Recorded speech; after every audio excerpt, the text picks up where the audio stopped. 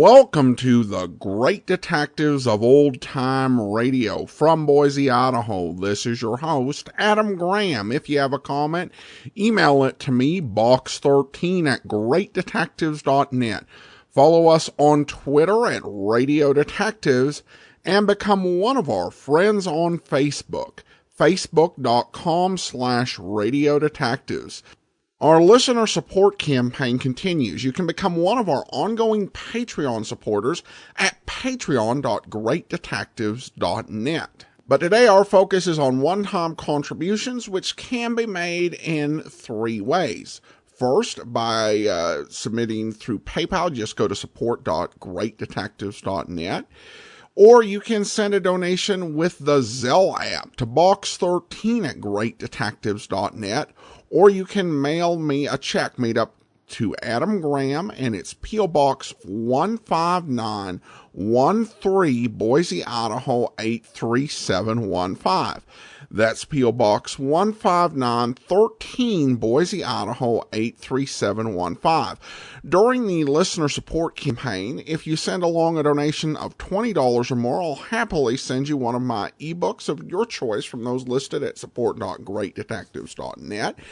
In addition, with a donation of $25 or more, I'll happily send along one of Colonial Radio Theater's great Father Brown or Perry Mason adaptations. We also have their really lengthy and well done adaptation of The Martian Chronicles or King Solomon's Mines. And with a donation of $50 or $100, I'll happily send you a gift certificate to radioarchives.com. And you can just go and pick out what you want. They have so many great things, Golden Age radio sets in really high sound quality, pulp book reprints, as well as pulp ebooks, audiobooks, and so much more. And with a donation of $50 or $100, I'll happily send you a radioarchives.com gift certificate, and you can pick out what you'd like from there. Full list of available thank you gifts is at support.greatdetectives.net.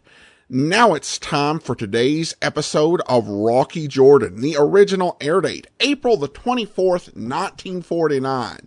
And this is Consignment for Naples. Time now for Rocky Jordan.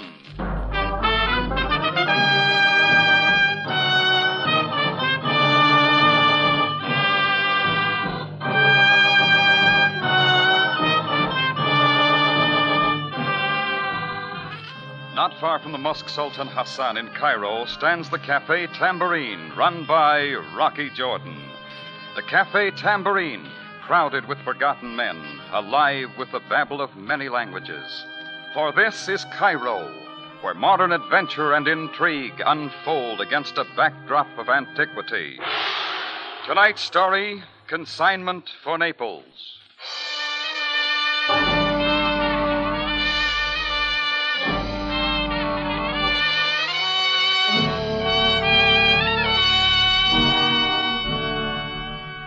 I should have known things were too nice and quiet. It was in the heat of the day, and my Cafe Tambourine was almost deserted. The cash register was as silent as the Sphinx out of tourist season, so I went back to my office to get some paperwork done. I just buried my nose in a bunch of figures when the next thing I knew, a dapper Egyptian in British clothes and a red fez popped in the office door. He handed me an elaborately embossed card, sat down, snapped open his briefcase, and came out with a fistful of papers. Ahmud Hassan, Mr. Jordan. Great Nile Insurance Company, Cairo. Yes, so I read. Well, I got lots of insurance, Mr. Hassan. Yes, that is quite obvious, Mr. Jordan. And why waste your time? If you please, my call is in regard to a certain cargo which you recently consigned to Naples by way of the Cairo air freight lines. It was insured through my company. What about it?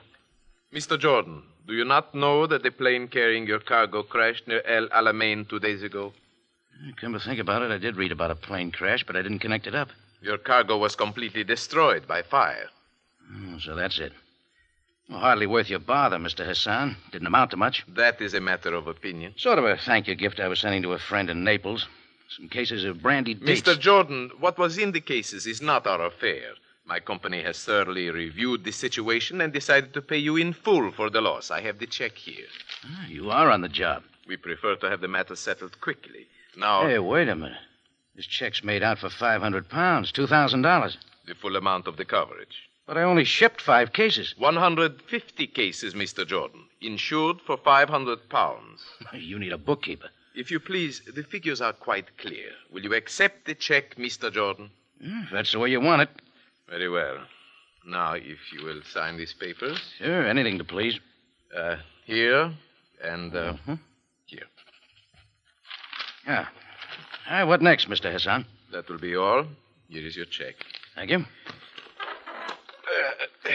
And now, Mr. Jordan, Yeah?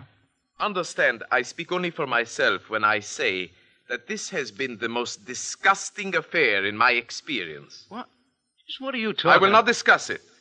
I wish only to say that I think you are a low, contemptible, despicable dog.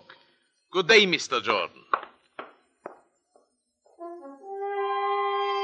His remarks had a subtle edge that left me wondering. And suddenly it occurred to me that this could well be the start of a big deal. I hadn't shipped 150 cases, only 5, and they were insured for exactly $20. So right there, I decided to stop staring at the check in my hand and find out what the bank thought about it. I was just going to pick up the phone when I saw her in the door. American, 1949 model.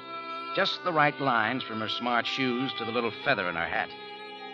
I liked everything about her, especially her brown eyes. But they didn't return the compliment. Mr. Jordan? Yeah, So, you are Mr. Jordan. that's me, lady. You must think you're very clever. Always gotten along. Don't bother to hide the check, Mr. Jordan. I saw him give it to you. You got big eyes, lady. Look, suppose we complete the introductions. Helga. Anne Helga. Just what do you want, Miss Helga? I'm not asking for anything. I can hardly expect one decent thing from you. People can go on starving, but as long as you get your few filthy dollars, you wouldn't care. You ever try talking sense? I never made more sense in my life. I only wish I could find words to express how much I despise you. I like you, too. Mr. Jordan, I just want you to know that it won't be as easy as you think. I'm not giving up yet. Anything else? No, that's all. Just remember what I said. Goodbye. Not just yet, lady. Jordan, let me go. Sit down and clear this up. Start from the beginning, Miss Helga. What's it all about? You will let me out of here. No, Oh, yeah. You put up a good argument, Miss Helga. it takes a gun to convince your kind, doesn't it, Mr. Jordan? 22. Just your size. It can kill. Now, may I go, Mr. Jordan? Sure, run right along. But I'm still wondering why the visit. I just had to tell you to your face how much I loathed you. Anne Helga backed out into the cafe, stuffed the gun in her bag, stumbled against a table, then turned and ran toward the door. When everybody starts hating me that much, I get curious. So I decided to follow along. I had my eye on the girl, so I didn't see the big fellow getting up from a table until it was too late. Watch it, sir. You're the one man in the whole place, and you have to get in my way. Is that the way you treat your customers, sir? Okay, I'm sorry. Here, drop this. Thank you. Bad cold, you know. Don't stand too close. And they say bourbon helps. I've been trying that. When I finally got to the front door, the street was deserted. Anne Helga was gone. The big guy I'd bumped moved past me and out into the street, walking fast. In spite of the heat, he was wearing a heavy muffler around his neck. I watched him round the corner, and again I realized I was holding that check in midair. So right then, I made tracks for the bank. By that time, I almost expected the teller behind the window to bite my head off. Well, good afternoon, Mr. Jordan. How's that? I say good afternoon. You don't hate me, Archie? Oh, I say, why should I, old boy? What can I do for you? Oh, yeah. Why don't you take a look at this check? Oh, of course. That's what I'm here for, you know. And what do you make of it? A rather sizable sum. You want this all in cash, Mr. Jordan? Now, don't tell me the check's okay. Oh, most assuredly. I venture the Great Nile Insurance Company can spare a few £100. But you're sure? What about the signature? Oh, perfectly genuine. I've handled many of these checks. I say, you look a bit disappointed. Oh, just surprised. Oh, sorry, you forgot to endorse it. Well, never mind. I think I'll hold on to it for a while. Oh, but I assure you, Mr. Jordan, our money is also genuine. Well, I'll give it a try sometime.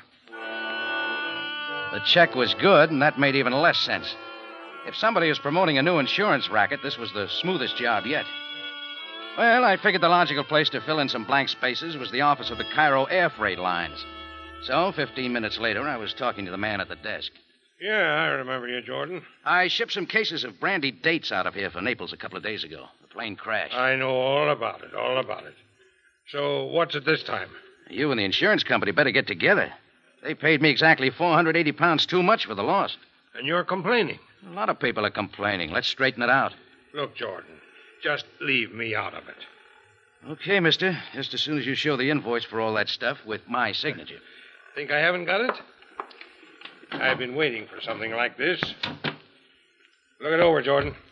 Just like that. 150 cases consigned to Naples, insured for 500 pounds. And there's your signature on the bottom. Hey, what is this? You know I only brought in 5 cases. Yeah? And what about the guy that brought in the other 145? You tell me. Just a half hour before the plane took off. Said you wanted them added to your consignment. How do these figures get changed? You had it all figured out, didn't you? Instead of 5 cases, just put a 1 in front and a 0 after it, and you've got 150.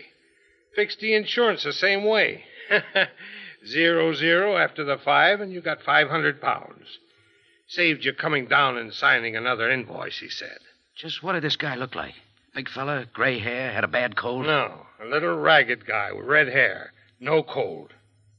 Where do I find out some more about the plane crash? Talk to the pilot. He crash-landed before the plane burned. He's back in Cairo. Oh, where? Get it from the office. I ain't information.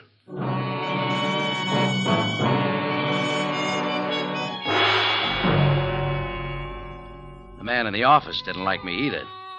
But he finally told me the pilot was Andy Barker, lived at the Marmaduke Hotel. Well, I was fast becoming Cairo's number 1 heel. But my number 1 boy on the heel parade was a little ragged fellow with red hair. Till I could dig him out, I was off to the Marmaduke Hotel to see what the pilot could tell me.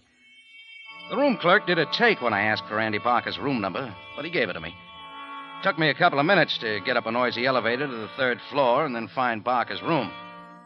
But I didn't have to knock. The door was wide open. And there in the center of the room, lying sprawled face down, was a man with a handful of rug. A whiff of Egyptian cigarette smoke turned my head to a chair in the corner. Calmly seated there was Captain Sam Sabaya, Cairo Police. Well, Jordan, your usual timely entrance. Waiting for me, Sam? The room clerk is most cooperative. Come in, close the door. Is this Andy Barker? It is. Why? I wanted to talk to him. Oh, you may talk to him, but I fear you will get no answers. You see, don't tell me. Now, what did you wish to talk to this man about? About the crash of his cargo plane in the desert. And your interest? Some of my stuff was on the plane. What stuff? Brandy dates. Jordan, must I be eternally patient with you? Brandy dates, indeed. That's what it was, Sam. Don't you believe me? Perhaps I do and perhaps not. Well, let's hear your idea. Enough, Jordan. What was on the plane or for what reason it was on its way to Naples was not my concern, but murder, it is something else. You think it ties up? The moment I do. What do you know of this Andy Barker? Not a thing, Sam. I never saw him before. I just got his name at the Cairo Air Freight office. Jordan, touch nothing. Oh, just looking, Sam. Lipstick on cigarettes in the ashtray. Powder on the floor where a compact might have dropped. Yes, I see all that. At least it clears me. Do not be too sure, Jordan. Oh, I get it, Sam. You hate me, too. My personal feelings have nothing to do with it. You may go for now, but kindly remain available for hold further... it, Sam. Get me out of the dark. What's it all about? I said that is all, Jordan. Good day. Yeah, even my best friends wouldn't tell me. So I got out, and for once I was in luck. As I stepped out of the hotel into the street, a little figure ducked away quick and scrambled down the street. He was little, ragged, with red hair. Just the guy I wanted to see. He saw me coming and stepped it up. So did I. We kept it down a crooked side street, and finally I grabbed him and slammed him against a sandstone wall. No, let go. What's your name, little man? It's none of your business. Spit it out. Who are you? Don't, please. Parson. Leon Parson. Okay, Parson, you got a lot to tell me. Tell you? I think you're crazy. Murder always upsets me. Murder? I know nothing of murder, nothing. Then try this. A lot of cases consigned in my name for Naples. What was in them? Why should I know what was... That help your memory? Let's have it, Parson. What'd you have put on that plane? It was nothing. Ah. Wait. Only food. I don't buy that easy. It is true. The dehydrated food, that is all. Dehydrated food. Cute little trick to get the stuff on the Italian black market, right, Parson? What difference does it make? It is not your affair. Who you working for? Only for myself. Cut it, little man. You're not the brains. No, stop it, Jordan. Who's behind it? Her name is Helga. Ann Helga? Yeah, I met her before. She was using you, Jordan. Using you very well. Till the plane crashed. Did she kill Andy Barker? What do you think? You're going to tell me, then the police. Maybe I will. They know the consignment was in your name. What about it? Everybody knows the stuff was in your name. When Andy Barker let it leak out, it was black market, so who else would kill him but you, Jordan? Why, you... Yeah. Hit me some more. But where you're going, you won't be able to hit anybody. For a long time.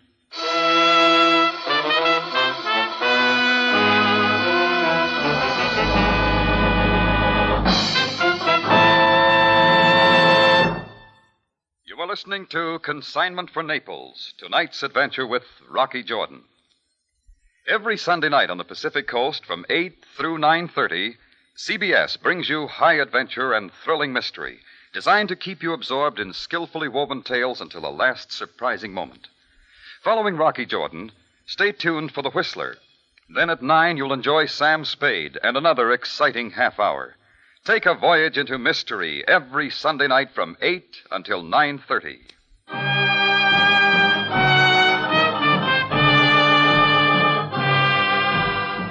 Now we return you to Cairo and tonight's adventure with Rocky Jordan, Consignment for Naples.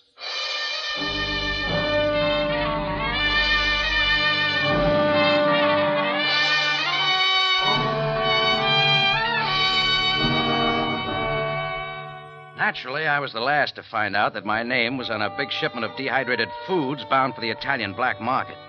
But when the plane carrying the stuff crashed and burned in the desert, things started happening fast. The pilot lived, but only long enough to get back to Cairo and start spilling. So somebody killed him. Well, Leon Passon told me a woman named Ann Helga was running the show, so she was the one I had to find. There are only about 1.5 million people around Cairo, so I had myself a job. I spent an hour or so checking the steamship and airlines with no luck. Next, I went to the American consulate. You are correct in assuming that one Ann Helga is in Egypt. However, on November 23rd, she moved to Karnak. Her passport expires December 3rd, 1949, Mr. Jordan. That helped a lot. Next, I tried Ali Ben Marood, one of Cairo's know-it-all for a price boys. No, Effendi. At the moment, I know of no such person by that name. However, for a nominal figure, I can produce many women who would answer her description. After a couple of more tries with the same result, I talked to my old friend Bob Hall, a reporter for the Cairo Gazette. Ann Helga. Brown hair and eyes, blue dress. No, Rocky. But I know a red head that'll make you forget her. Yeah, that's the way it went. I scouted a dozen of the big hotels and was about to give up with the last one when I hit pay dirt. Not Miss Helga, but the big man with a bad cold. We'd met before, right after Ann's visit to my tambourine. I decided to play my hunch and follow the big fellow into the bar. Yeah, better not sit too close, mister. I've got a cold. Let's try some more bourbon. Huh? Oh, Mr. Jordan. You wish to see me? Yeah. Where's Ann Helga? You must be confused. I'm Craig Norris. We met in your cafe this morning. Little accident. Sure. Convenient, wasn't it? It kept me from following her out of the place. Nothing of the Back a little farther. Germs. You're lying, Norris. Germs or no germs, I'm staying with you till I get it. Yeah. Very well. You do know, don't you? This is most embarrassing, Mr. Jordan. I'll bet it is. I did follow a lady into your cafe. You're a man of the world, Jordan. You will understand. Yeah? I'm a businessman, importer, traveling away from home. Lonesome. Well, this Miss, Helga, did you say? Ann Helga. Anyhow, she's most charming. I, too, lost trace of her after she left the tambourine. You a friend of hers? Not exactly. I assure you I will bother her no more. In fact, I have a plane ticket for Calcutta, leaving in the morning. Okay, Norris. You're straightforward, Jordan. I like you for that. How about having dinner with me? No, thanks. And I tell you what I will do. Yes, sir. When I find Ann, I'll give her your regards. Norris had made it sound pretty convincing, so I decided to give it up as a bad job. After spending the whole day looking for the Phantom Lady, it was time to lay the problem in the ample lap of Captain Sam Sabaya.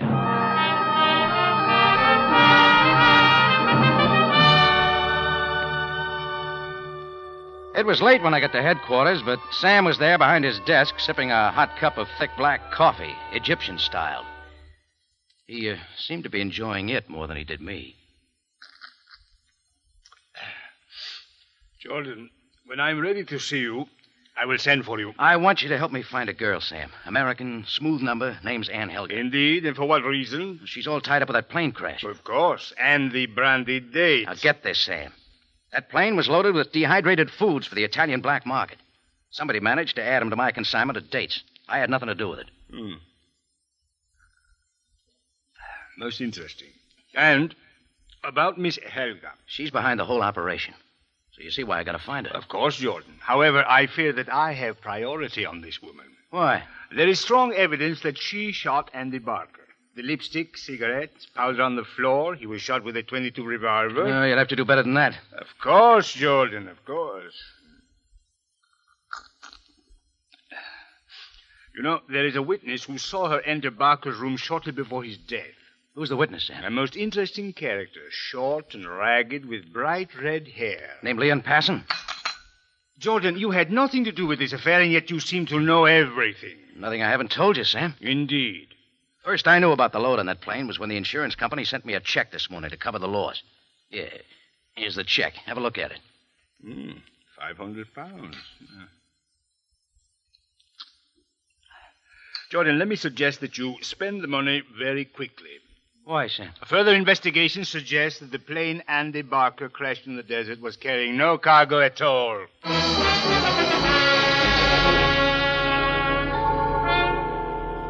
Now the whole thing was screwy. A plane crashes with a cargo that isn't there. Leon Passon threatens to pin the pilot's killing on me, then turns it on Ann Helga. Well, from then on, Sabaya could have them both. I went back to the Tambourine.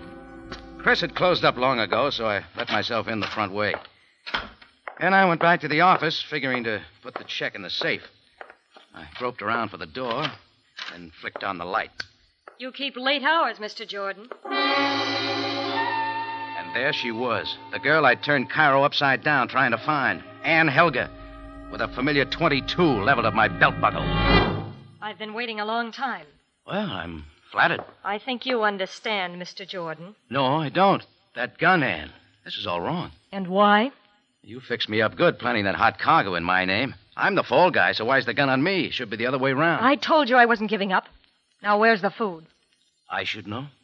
Where did you store it after you took it off the plane? Stand quietly and tell me. Look, one of us is all mixed up. Why don't you just Don't sit touch the light. Now then, lady, drop it. No, please, I won't.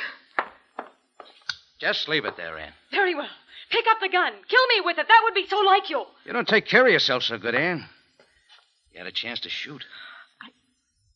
I couldn't shoot anyone. I'm beginning to believe you. Now, give me the story right from the top. Don't you already know? No, not yet. What about the dehydrated food? Where'd it come from? I bought it all myself. Army surplus, which had been stored since the war in Somaliland.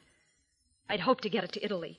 They need food so badly. And why all the hocus pocus, sending it in my name? Mr. Jordan, I'll confess that getting the food onto that plane in your name was my idea, but I was at my wit's end.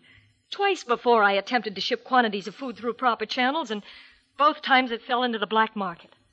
You like taking chances, don't you? It might have worked, except for Leon Passon. Was he working for you? Yes, but he sold out. Perhaps to you. Not me, lady. Anyhow, the pilot was bought out for a few pounds. They moved the food off the plane and back into Cairo. Where, I don't know. Were you in Andy Barker's room this afternoon? Yes. I accused him of deliberately crashing and burning the plane to cover up for the missing cargo. He was frightened and about to go to the police. Only he was killed before he had a chance. Sam Sabaya thinks you killed him. Did you? Shouldn't I be asking you that question? All right, I'll give you an answer. See this check from the insurance company? I know, for 500 pounds. What are you doing? Tearing it up. That convince you? I'm not sure. There's still the missing food. Okay, let's both clean it up by taking it to the police. Very well. Now, Rocky? Let's go, Ann.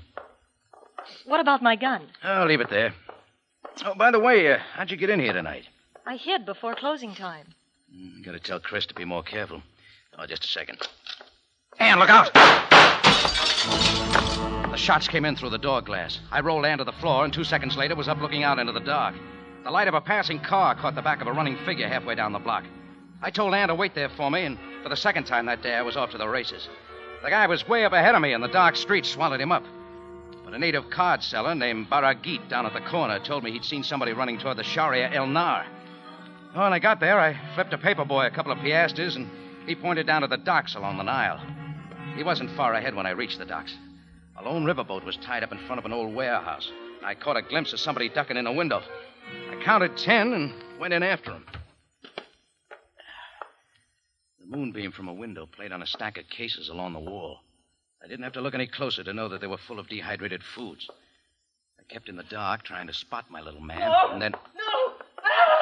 A shout snapped me toward the next room way too fast. When I reached the door, the reception was waiting for me. The stars lit up and faded, and the familiar black curtain settled in.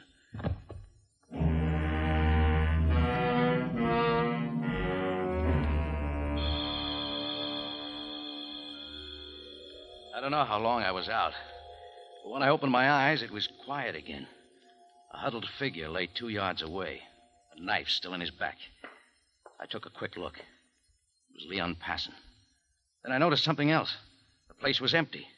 Every single case of food had disappeared. And through an open door, I saw the riverboat slowly pulling away.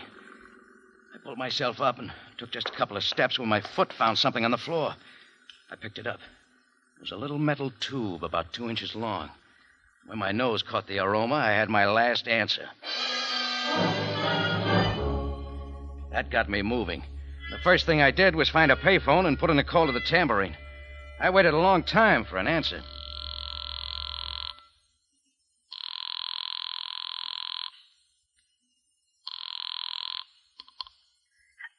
Hello? Ann, where you been? I wasn't sure I should answer. Rocky, where are you? What's happening? We'll save the details. Listen, watch your step, but meet me at the Continental Savoy Hotel as quick as you can. But, Rocky... Never mind. Just be there, Ann.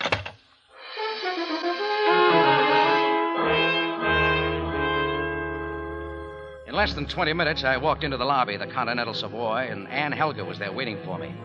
I took her elbow and pushed her onto an elevator. We got off at the 4th floor and headed down the hall. We had just rounded the corner when a familiar figure carrying a big suitcase came out of 423. He didn't get any farther. Now here. What's the meaning of this? Back inside, Norris. No, stop this at once. Oh, it's you again, Jordan. Yeah, a couple of old friends. I set down the suitcase. You're not going anywhere. No, what is this? Some sort of joke? Biggest joke of the year. Recognize the lady, Mr. Norris? Ann Helga. You wanted a date with her. I fixed it up. Why, not too close, Jordan. But, Rocky, who is he? Craig Norris. Taking off for Calcutta. Right, Norris? Yes, I was just leaving. Let's see the plane ticket. Coat pocket? Now, look here. This has gone far enough, Jordan. You said Calcutta. Look at the ticket, Ann. To Naples, Italy. Naples? Why, I changed my plans. My health, you know. I'm beginning to understand. You're the man who had the food taken from that plane. Where is it now, Mr. Norris? I can tell you that. You Ann. can prove nothing. Mr. Jordan, I suggest that we talk this over. Yeah, let's do. Oh, by the way, you dropped something in the scuffle, Norris. This yours? Why, yes. Just an inhalant tube. My cold, you know. Sure. Only I didn't pick it up here. I found it beside the dead body of Leon Passon down in the warehouse by the Nile. What happened? Passon start getting in your way? I'll never have to answer that. Rocky, look out! His hand went for the bulge in his outside pocket, and I moved in. All I did was shove, an old St. Louis trick. His suitcase was on the floor right behind him, and he stumbled back and down hard. I went with him, but I came up first with his gun in my hand. No, Jordan, no. Want to look at this, Ann? 22. just like yours. Why, then he killed Andy Barker, too. Sure. All right, get up, Norris. Yes, of course. What are you going to do now, Jordan? I think I'll let you do it. Get over there and pick up the phone. Now dial 4378. But why? Quick, Norris. But I don't understand. You will. Just hang on. Police headquarters, Captain Sabaya speaking. The police? Hello, speak up. Talk to him, Norris. What will I say, Jordan? Just tell him to come and get you. Hello, who is this? Hello. Captain Sabaya. This is Craig Norris, Continental Savoy Hotel. Come and get me.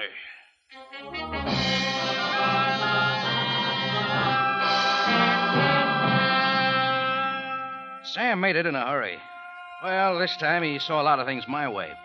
After Norris was salted away and Sam got the story on Leon Passon, there was still plenty of time to send a launch down the river to intercept the boat making its way toward the Mediterranean.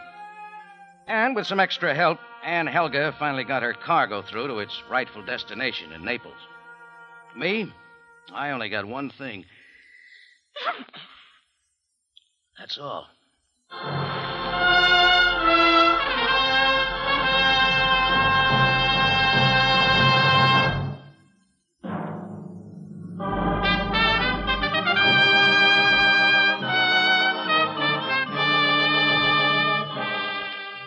It's CBS again at this same time next week for another story of adventure and intrigue when we take you back to Cairo and the Cafe Tambourine run by Rocky Jordan.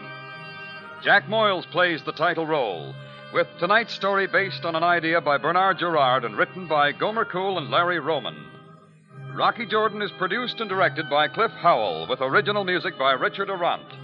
Larry Thor speaking. This is CBS, the Columbia Broadcasting System.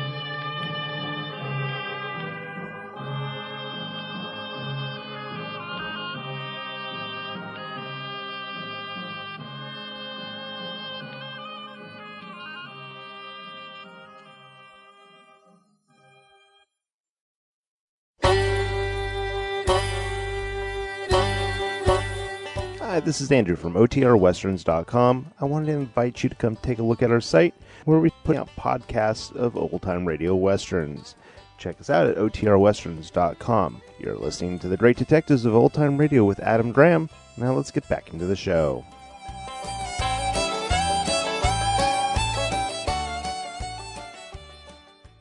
Welcome back. Well, this episode touches on a really important issue in the post-war world.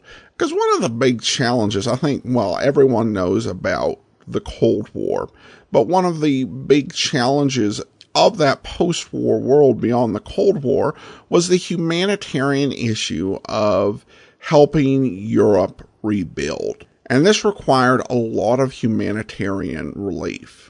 And oftentimes these humanitarian efforts were really frustrated or seriously harmed by the black market.